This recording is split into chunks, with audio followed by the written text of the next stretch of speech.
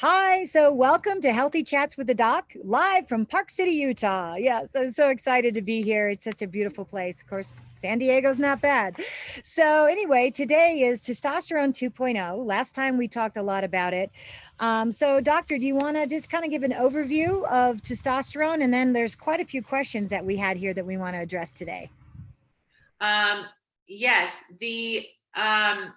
so we're following up on testosterone today, and we have some of these follow-up questions because we did a talk on testosterone and hormones a little while back, and then there was a bunch of and there's so much information about hormones and hormone replacement. There's a lot of information floating around out there. So we wanted to dig in a little bit deeper today and answer some of the additional questions that came up from that. So testosterone is a hormone that is not just in men, also in women, and it helps with our mental function, it helps with bone health, it helps with muscle mass, and it helps with libido. That's kind of the big one that we think about it. It's our vitality sort of warrior hormone, I like to think of it as. And so as we age and for various reasons, including stress, we can get depleted in our hormone levels.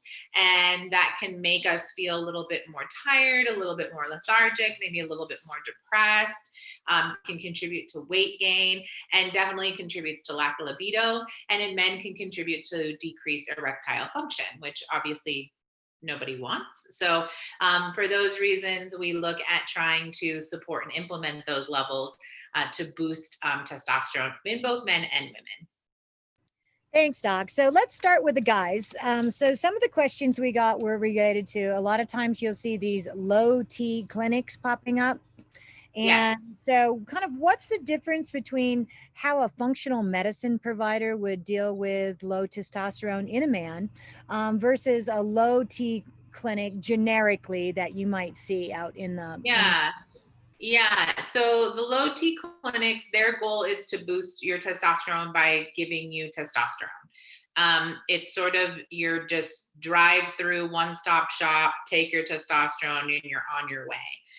So for those of you on Instagram, just to clarify, one of the questions that came up before was, hey, there's all these low T clinics where I can just go get my testosterone boosted. What's the difference between that and seeing a functional medicine doctor? So again, those clinics allow us to have or creating a space for men to just go in and be like, here's your testosterone, here's your boost, I see you later. But they aren't addressing the whole person. And when it comes to hormones, not only are all the hormones connected and they all affect each other, what are the adrenals doing? What are the thyroid hormones doing? What is your blood sugar control doing? You want to look at all the hormones together because it's the endocrine system. So all hormones connect and interact with each other. And so these low T clinics, while they're giving you a boost in testosterone, aren't necessarily looking at your other hormones and how everything is interplaying together, the dance, as you will, as we've talked about before with the hormones. The other piece too is I always think of the hormones as they're like on a wheel together, and it's kind of this dictates the ebb and flow of the body. And at the center of that wheel is general nutrition, gut health, inflammation. And if that's all off, it's going to muck up the wheel. So as functional medicine doctors, we also treat that center piece to make sure that your body is functioning optimally, which can naturally boost a lot of your hormone levels and then maybe decrease the need for replacement. So that's kind of the difference. These pop-up T clinics, these one-stop shop testosterone clinics are just for you to go literally and just get a testosterone shot and be on your way. The functional medicine side just looks at the more comprehensive piece to address all of your wellness and to put all the players into balance. Thanks. I mean, because a lot of things that I see is things like DHEA related to testosterone and how that converts. Again, going back to the cascade or the symphony of hormones in that way. But talk a little bit about then there's commercial testosterone and there's compounded testosterone or bioidentical testosterone, and just what are the differences in that specifically for men? Yeah, so there's commonly there's the synthetic testosterone that you get from your traditional pharmacy. That's testosterone cypionate that is injected into you, that is synthesized in a lab. This is a really common source that's used. And then there's also topical gels that you can get from the from the traditional pharmacy as well, like Androgel brand. That's one. So again, sorry, on Instagram, she's asking me what are the different types of testosterone there are. And there's, these injections and these creams, and what's the difference between those and the bioidenticals. So again, the ones that you get from the traditional pharmacy are synthesized in a lab. Traditionally, we do the testosterone cypionate at those pharmacies, which is an injectable fat soluble molecule that's injected once a week. And then they do have topical gels as well at the pharmacy that are also synthetic and synthesized in the lab that you can use. And then there's the bioidentical ones that we get from the compounding pharmacy. These are plant-based testosterones. They are biologically identical to our own, and we typically use just the topical cream in the bioidentical form from the pharmacy. We can get much higher doses in the bioidentical cream at the compounding pharmacy than you can get from the topical version at the standard pharmacy. Additionally, the topical ones they're less invasive. You can maintain, so the injectable ones you do just once a week. So you get a big bolus, and then by the end of the week, you're like, oh, and you're gonna be bolus, and then you kind of go down again. So the topicals are a way to maintain consistent levels every day.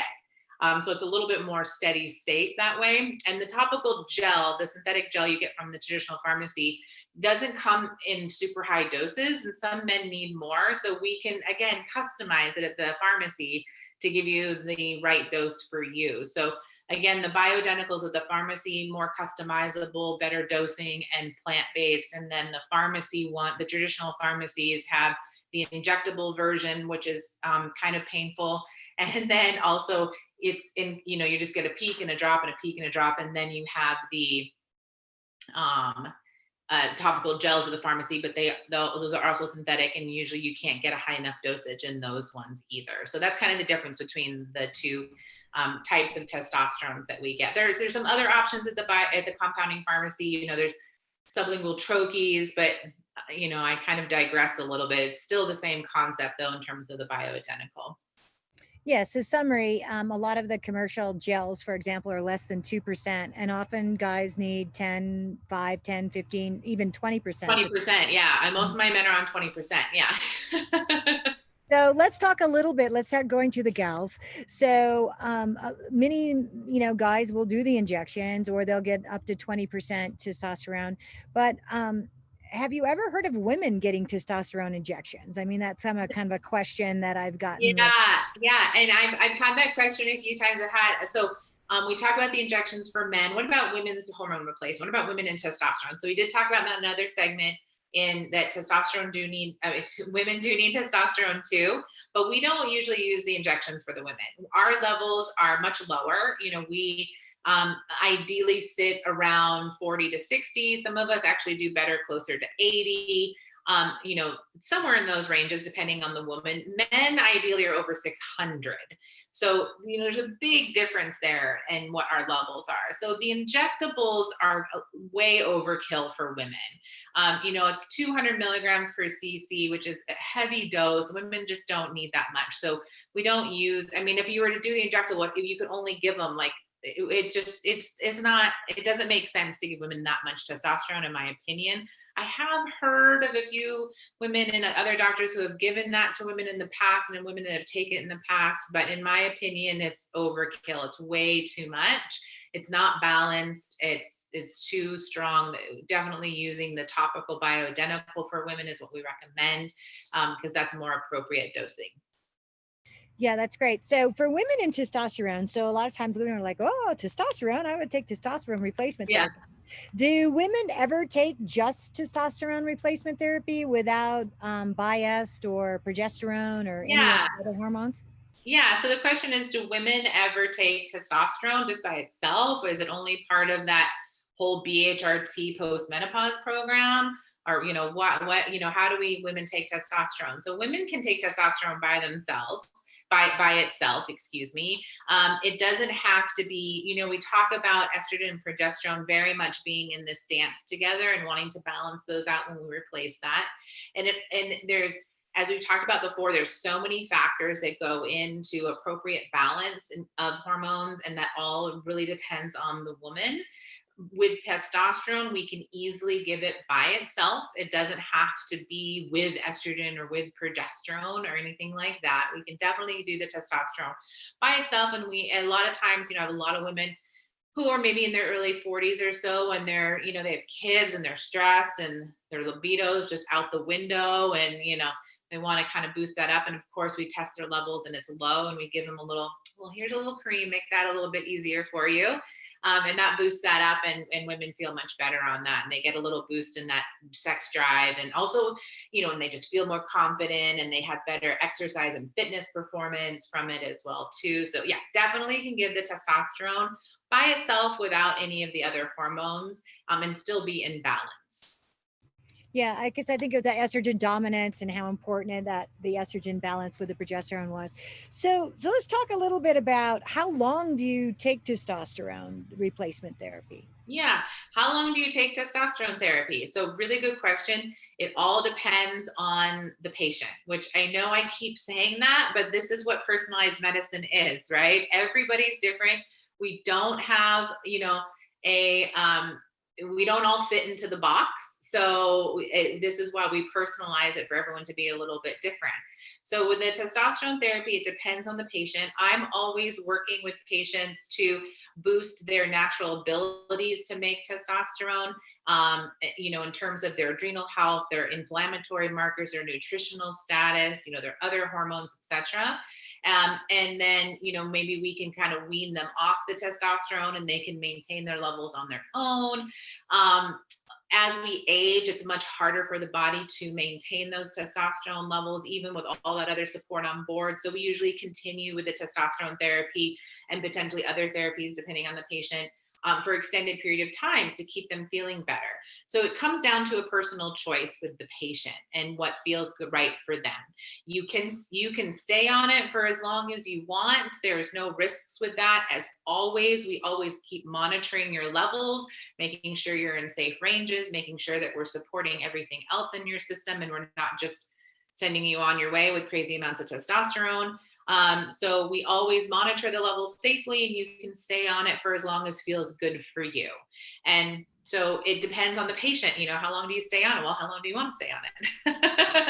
It's really How yeah. well are we able to how well are we able to support the rest of the system in being able to, so younger patients, we usually try and boost the levels through other means. And then sometimes we have to use some hormone replacement just to give them that edge. And then while we work on other means, then maybe we can wean them off at a certain time. And what time that is, again, it depends on the patient. But most patients end up staying on it because it feels good and, helps them maintain that vitality that they want, especially through aging and beyond. I know it's funny. So someone said, I heard this was actually from a doctor. The doctor said, well, the patient goes, well, how long do I need to take it? And the doctor goes, well, as long as you want to keep feeling good. Yeah.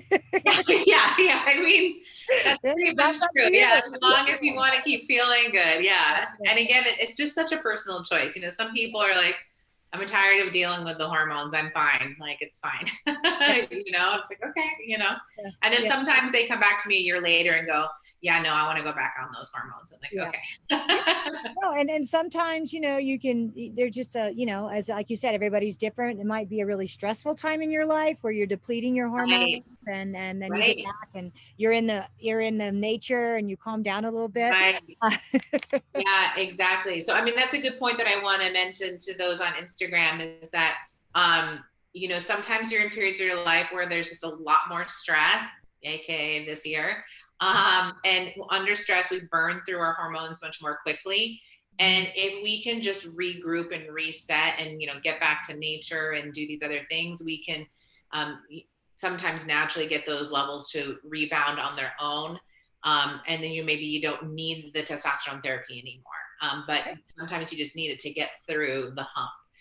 So again, it kind of depends on where you are in your life cycle, what else is going on, and what your health goals are. Yeah. Well, and so to summarize, because gosh, these 15 minutes go really quickly. Yeah, We, do. We can talk forever. we can talk forever. So with men, men need much higher doses of testosterone, as you find from the optimal level, sometimes as high as 20%. Yep. They also, some guys respond well to injections, but there is some inconsistency with an injection. What's nice about having the compounds is you really kind of can control that. I know as a woman who takes testosterone is that if I take a little too much, I start seeing these hairs growing on Oh, my yeah, skin. yeah, yeah. It's like, So come women, back. yeah, yeah, exactly, exactly. So men need more Yep. um, than women do. The bioidenticals at the compounding pharmacy can get us more customizable, higher doses. Mhm. Women, if they're taking too much, can get some side effects like that extra little hair growth. And acne as And well too. acne. That's the other one that can happen. And some women and men too, but some women were like, I just feel like I'm a little more on edge, you know? And it's like, okay, maybe we need to bring your dose down a little bit. Yeah, exactly. and Yeah. and as someone just commented, those little hairs are worth the benefit from the testosterone. Sometimes you just have to be extra diligent with those tweezers. Yeah. Um, Get a bigger mirror. yeah. And men too, I do see if men get a little too high. So I've had the wives come to see me and have been like, can you dial my husband's dose down? Because like he's a little too much. I'm like Yeah. climbing the walls. Like I can't keep up with him. So we do see that things get a little excited. So Yeah. sometimes we just need to dial it back a little bit. Yeah, that's great. Yeah, the acne is always a good sign that maybe you said one pump and I'm doing two. Oh, right. Yeah. Yeah. Acne. Yeah. Sometimes women end up taking too much. They're like, ooh, that feels good. I'm going to take more. Um, Yeah. and, more is not always more or better. And so you can have those side effects. Unfortunately, there are some women that, even on low doses that are appropriate, still get the acne and the hair growth. So some people, just depending on their metabolism, Yeah. but that's why we talked about last week. We have like that spirulactone gel that we can Yeah. compound to help with that and clear that up for people. Geez, who know getting old would be so much work. My colleague always says it's a nature versus nurture thing. When Yeah. we're younger, nature's on our side. When we're older, not so much. And so we have to nurture more as we get older to sort of maintain that vitality. And part of it's the world that we just live in, a high demand world. So in order for us to be able to keep up with what we have to do every day, maintaining these healthy hormones really gives us that vitality to continue to feel good through all of our day-to-day demands, as it were. Yeah, absolutely. Well, testosterone certainly is wonderful. It gives you that extra boost and, kind of Yeah. gives you that Yes. your I mojo gene. I love the testosterone. Yeah. Yeah, Yeah. both personally and for my patients. Yeah. Yeah. No, no. It's just it's been a whole new world learning hormones, but it's been Yeah, very beneficial. it is. Yeah. Yeah. Yeah. Well, doctor, thank you again. Thanks so much for everybody joining us. Again, we went a little over our time, but thank you again for your questions. And we'll see you next week at 12:15 with Healthy Chats with the Doc. Bye, Awesome. Doc. Thanks so much, guys. See you next week. Take care. Bye. Okay. Thanks.